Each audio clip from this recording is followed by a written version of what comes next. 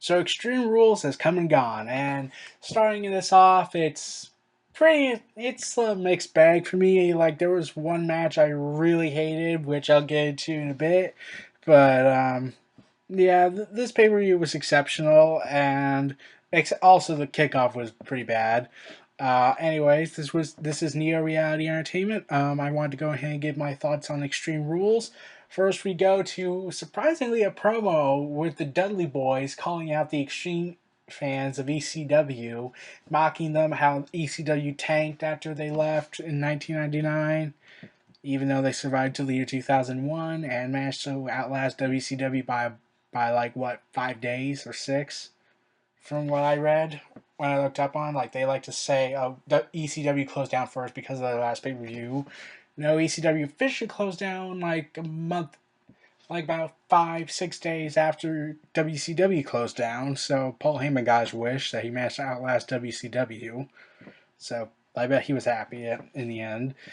And I wonder if Paul Heyman still has some anger over ECW's destruction. Like he says he doesn't, and claims that if he did, he would be in denial about ECW's demise. But to hear WWE mock it, yeah, I'm pretty sure he would be mad a bit. I would be, since if I ran ECW, I would have run it, and to see it all collapse, it would have been disheartening to see my creation fall. But to see someone mock it, order two guys who loved ECW to mock it, I would have been pissed. But that's just me. Now we get to Baron Corbin versus Dolph Ziggler. Okay, this was not on the official card. I would have labeled it the worst match of the night, but it's not on the official card. It's the kickoff, because Baron Corbin and Dolph Ziggler did not take advantage of the no DQ match, of the no disqualification stipulation. It was just a regular sized match. It was just nothing. It wasn't their best match. Their best match was on Raw. And Baron Corbin got a low blow on Ziggler, except it doesn't really count for a no DQ because they could obviously had just had the referee be distracted by Baron Corbin knocking him out, or have Ziggler accidentally knock out the referee and then Baron Corbin does the low blow. Then he could have got the pin for Dolph Ziggler. So yeah, that's not really enough to warrant a victory for Baron Corbin. Instead, this made Baron Corbin look pretty sad, because here's what I found out. Apparently, I'm getting off track here, but apparently a report came out saying that WWE main roster has no plans for Baron Corbin or for Apollo Crews. Fuck you, Kevin Dunn. But that's an entirely different subject. So Baron Corbin's future, he's probably not going to go anywhere on the main roster because they clearly don't care about him. Even Tyler Breeze went back to NXT on a house show fighting Shinsuke Nakamura. Now let's get to the official pay-per-view, the Club versus the Usos in a Texas, and I use that loosely, tornado tag team match. It was their second best match together. Their first best match was when the Usos won last week. So this was their second best match together. It was relatively short, clocking in at only 8 minutes and 37 seconds. The Club beat the Usos through cheap tactics of the ring bell, and I don't recall which Uso it was because they're both the same, and the only way I could tell is their tattoo is their war paint. But even then, I can't tell which Uso it is. So yeah, this match was relatively short. Let's not talk about this any longer. So, like, the Club got some momentum. I hope this is the end of their feud because, well, the Club needs to move on to bigger things like the tag team titles eventually. So after that, we have Rusev versus Kalisto with Lana involved, and it was a realistic take on Kalisto fighting a giant pretty much, and Rusev seems to represent the ideals that Vince wants. Size matters. It doesn't matter how talented you are, you have to be big. And Rusev is big, but comes with talent, like Roman Reigns. Yes, sue me, or dislike this video because, well, or comment and complain. So, yeah.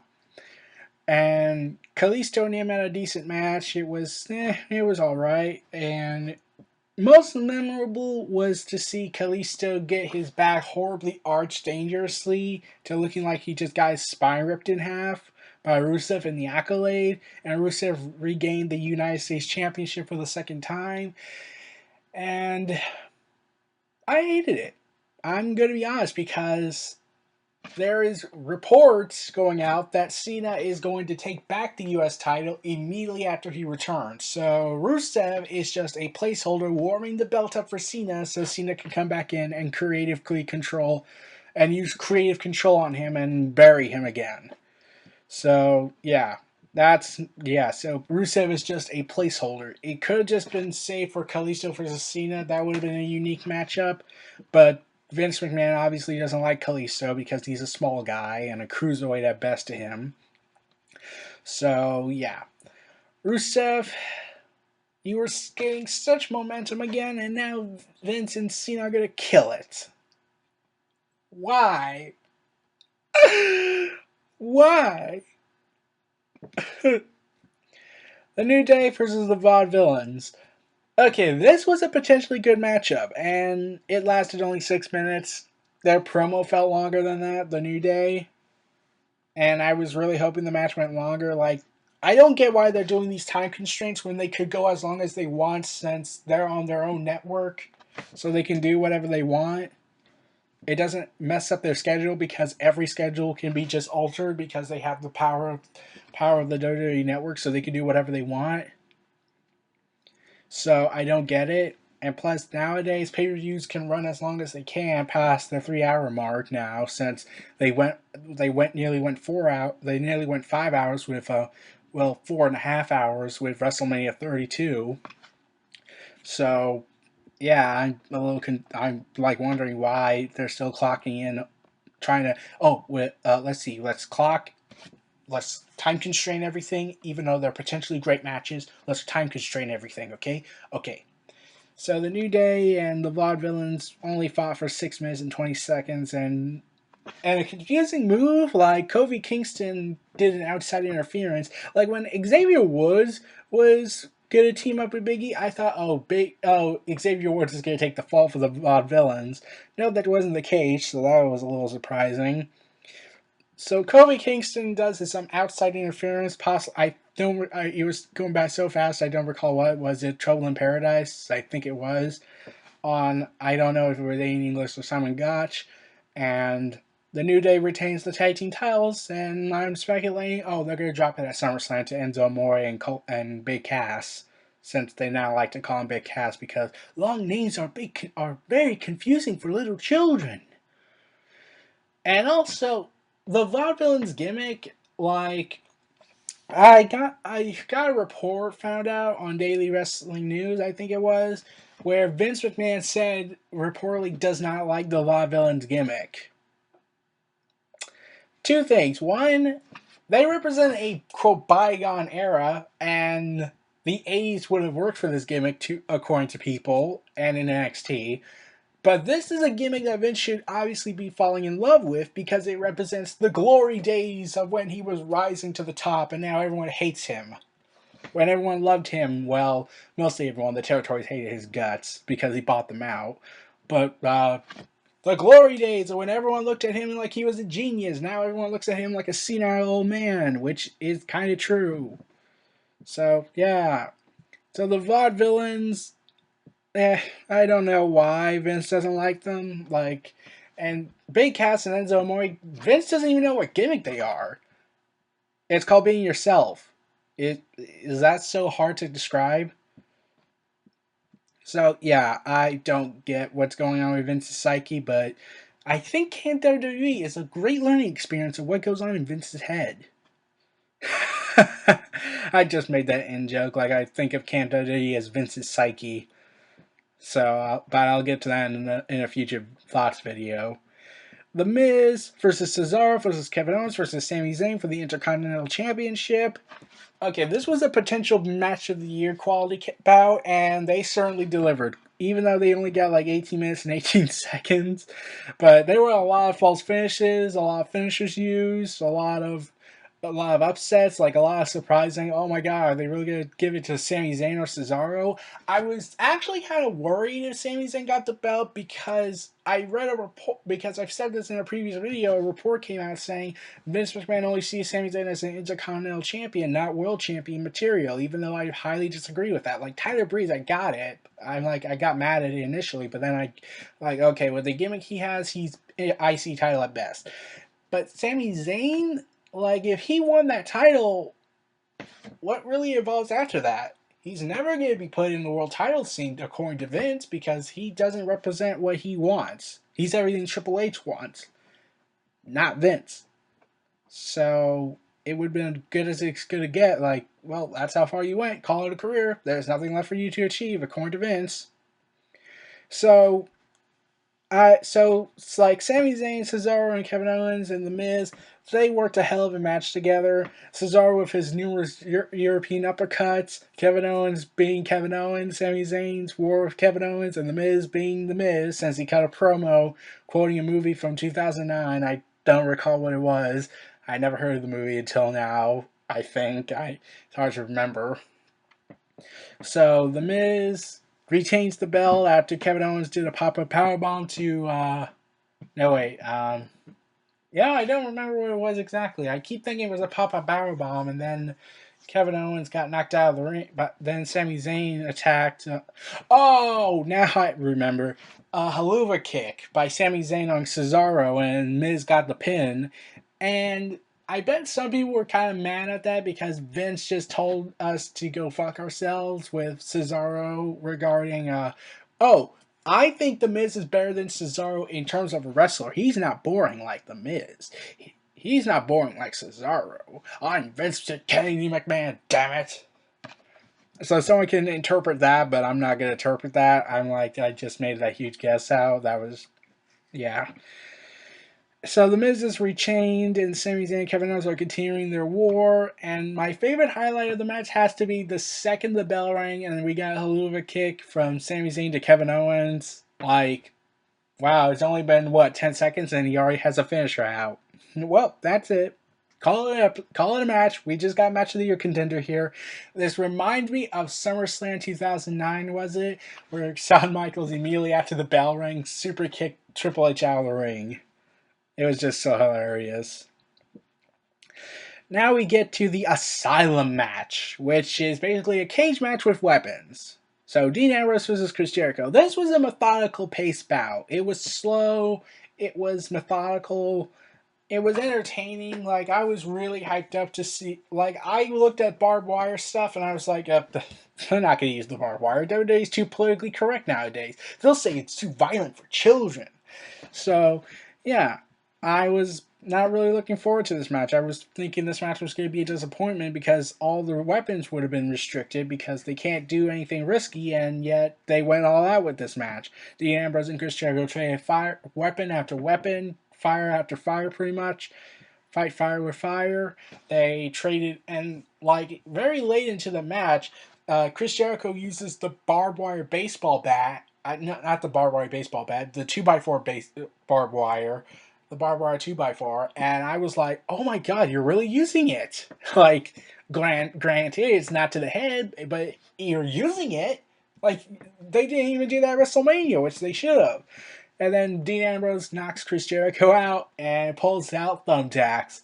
Something that hasn't been seen since Mick Foley. My god, those were the days. And boy, did they let Chris Jericho take the bump. Like, really, Chris Jericho landed in thumbtacks. How long has it been since the last time we saw a wrestler in thumbtacks? Like 2005-ish, I think. I don't recall. But it's been over a decade in my opinion, I think. So after that, but before the thumbtacks happened, Chris Jericho looked at the thumbtacks with his face, and I'm laughing. Like, that's the highlight of the match, him running away. But that was the first highlight. The other two highlights are the use of the 2x4 barbed wire and the thumbtacks. Those were the highlights of the match. Like, they really went into this. Like, I was like, is this symbolizing the changing trend? Is WWE going back to hardcore style matches and actually being hardcore? So, they didn't steal the match. They were probably the third best match of the night. Well, it was the longest match of the night. So it was the third best match behind The Miz and Cesaro and the main event, but I'll get to that in a bit. Now we have Charlotte versus Natalya, aka what I think was the worst match of the night. Mostly because they only clocked in at 9 minutes and 30 seconds and they weren't allowed to do as much as they could with that amount of time. And Charlotte and Natalya, they tried their best with the time they had, but it was just. And then Dana Brooke came out and then dressed up in Ric Flair's robes and fooled Natalya into thinking that it was Ric Flair. I'm like, the second I saw him wear his old robes and the hair looking like a wig, I was like, yeah, that's not Ric Flair. Like, I knew that wasn't Ric Flair. I think everyone knew it wasn't Ric Flair. Like, okay, you can imagine Ric Flair doing something like that because nowadays he likes to take the spotlight since he's trying to recapture the glory days. In my opinion, especially how things ended on the Raw contract signing match angle they did. Like, okay. So, Charlotte retains as Natalya taps out, which they could have just done the pass out routine, but WWE hasn't done that since 1997. So, yeah.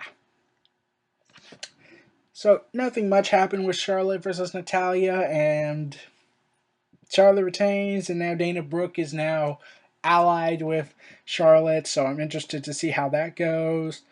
And Ric Flair, so we have the trio. We have Ric Flair, Dana Brooke, and Charlotte teaming up together. So I wonder if this is going to be a one-time deal. Is this going to continue? And also, does this lead to Becky Lynch and Natalya teaming up to take on Dana Brooke and Charlotte at the next pay-per-view or on Raw eventually? Because that seems like where it's going. Because I don't think they had dropped the Becky Lynch storyline yet. Well, since Emma got hurt, I'm pretty sure they're gonna drop it because this is WWE and they drop a lot of things when the wrestler gets hurt. Like they say, well, that wrestler's out, so we can't do this. We can't salvage the storyline, even though we can with all these other guys, and we could make some logical explanation. But no, we're just gonna give up, wipe our hands clean of this, move on. So I have no hopes for this feud because I don't see it happening so long as WWE management is this incompetent. So, yeah. Now we get to the big finale, the epic conclusion to the AJ Styles Roman Reigns war, the Bloodline versus the Club. Like, oh my god, oh god. I will agree.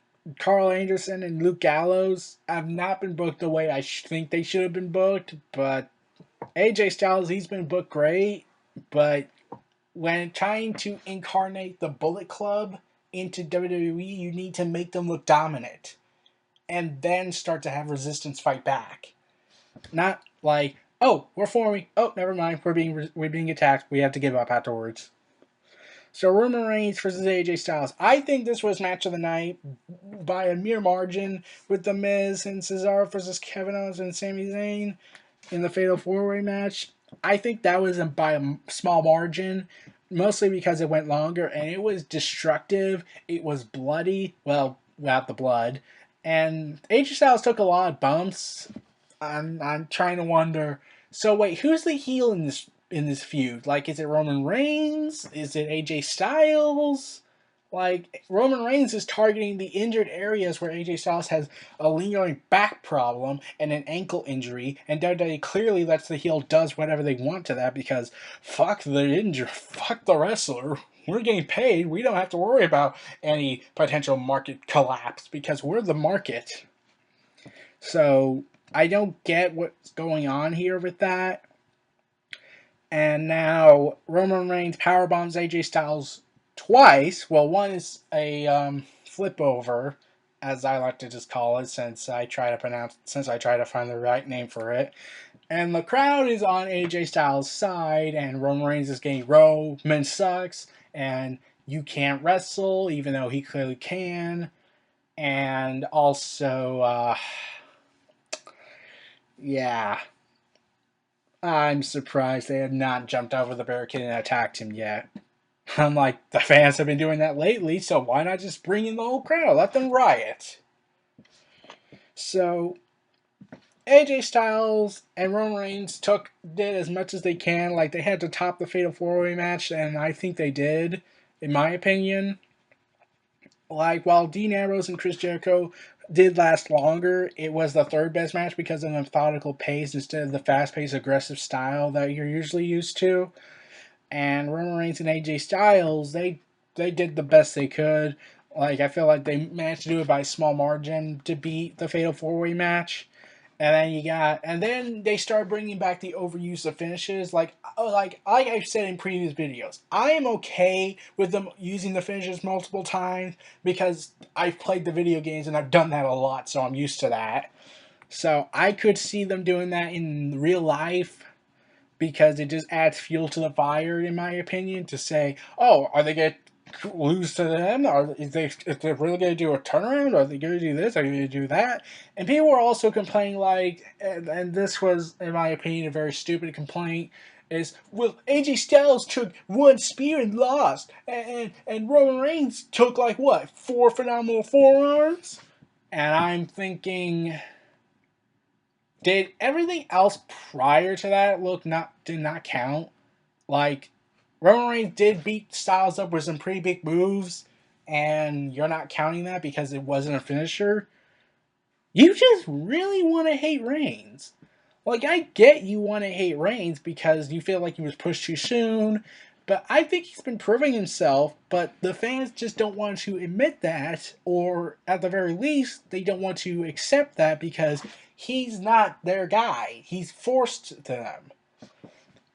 So, like, I like Roman Reigns. I'm a huge fan of him. I feel like he's done quality matches, and, well, the way he's acted, like, part of me can respect that a bit since he's going to be brutally honest with you, since WWE doesn't give a damn.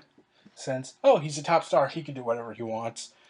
But at the same time, I don't really think this is the best way to get public image.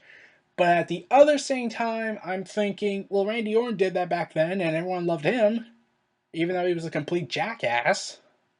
I think he still is sometimes, but he was way worse back in 2004, 5, and sometimes a little bit in 2007.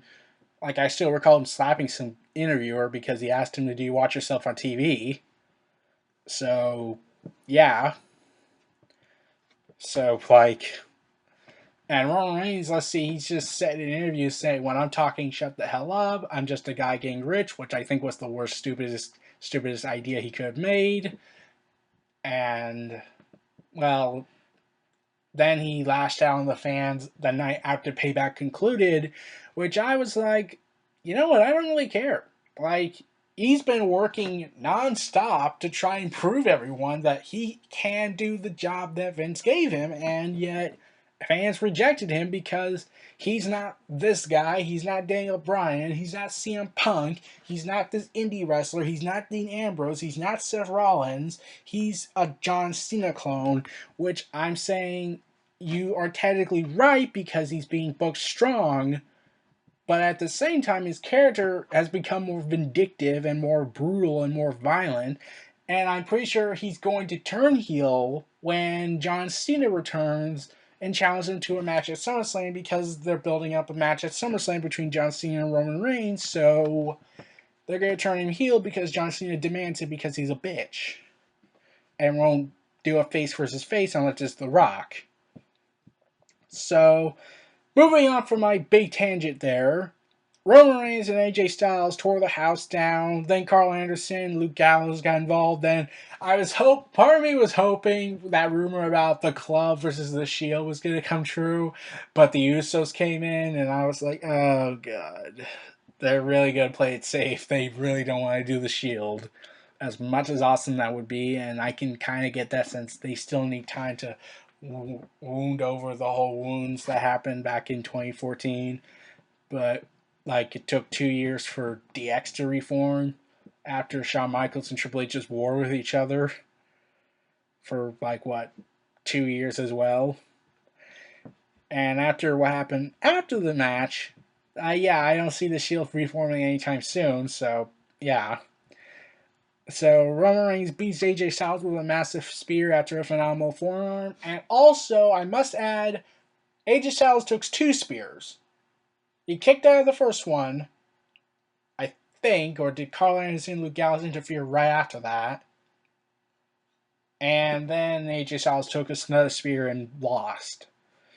So that was the end of that match, and what was the ultimate highlight for all the fans was to see their Lord and Savior Seth Rollins return and pedigree Roman Reigns, much to the chagrin of the IWC, to the casual fans, and to hardcore fans. I differentiate hardcore and IWC because the IWC is on the internet, and the hardcore fans are really diehard fans who've been following WWE for years, but they aren't really the internet stuff. They don't really get on the internet that much on regarding the politics of wrestling. So Seth Rollins is back. I was expecting him to return in June since that was what the rumored date was, but now it seems he's back earlier than expected. So yeah, it's gonna be awesome. And I know Roman Reigns is gonna beat Seth Rollins because they're saving the belt to John Cena because he's gonna be handed the belt pretty much at this point from Roman Reigns because it's all about John Cena in the end. So Seth Rollins and Roman Reigns, I can't wait for what their matches are going to be like. Are they going to do a ladder match at Money in the Bank, or are they going to do a normal singles match or a no DQ match? Like they have 2 more months until SummerSlam, and then Roman Reigns has to give the belt back to Cena because it's his in his mind. So that's pretty much it for Extreme Rules. This was Neo Reality Entertainment. Feel free to like, comment, subscribe, and donate. Stay tuned for more.